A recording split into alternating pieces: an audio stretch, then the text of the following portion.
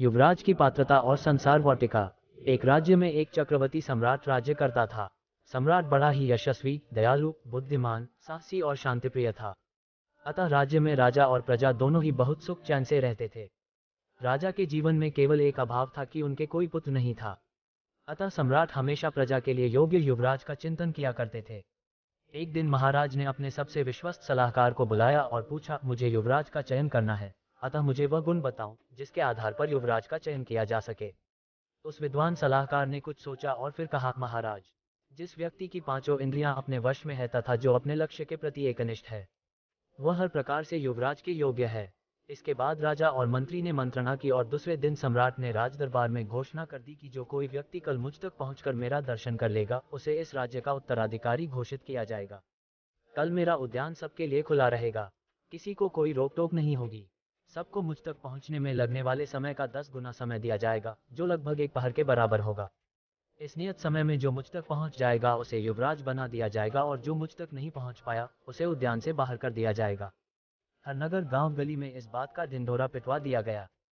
दूसरे दिन प्रातःकाल होते ही सभी लोग धड़ल्ले से उद्यान में प्रवेश करने लगे।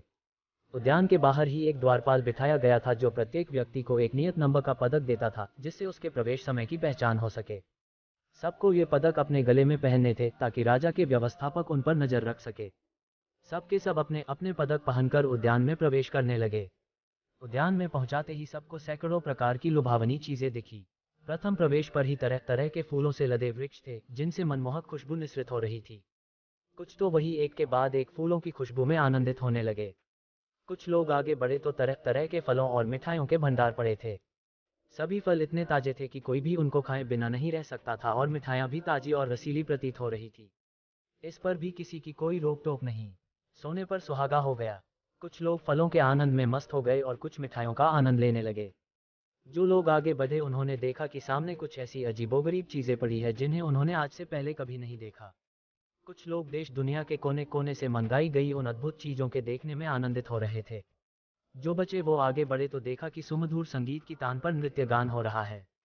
तो कुछ लोग उन राग रागिनियों में रमने लगे।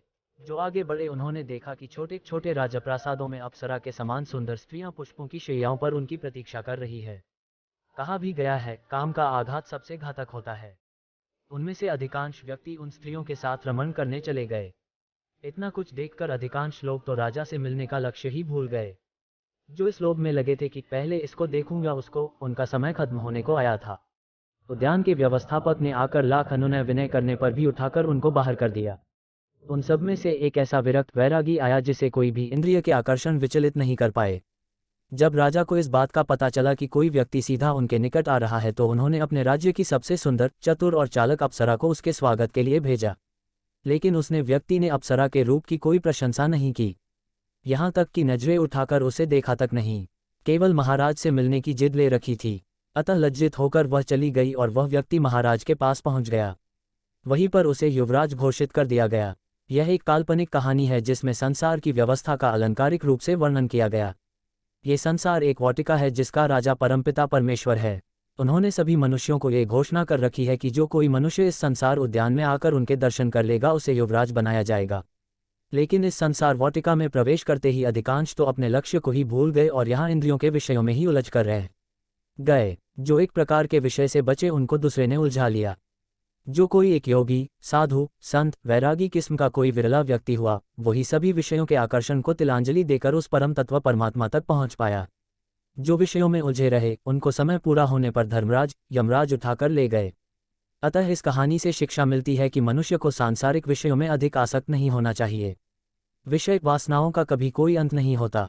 ईश्वर ही जीवन का चरम उद्देश्य होना चाहिए।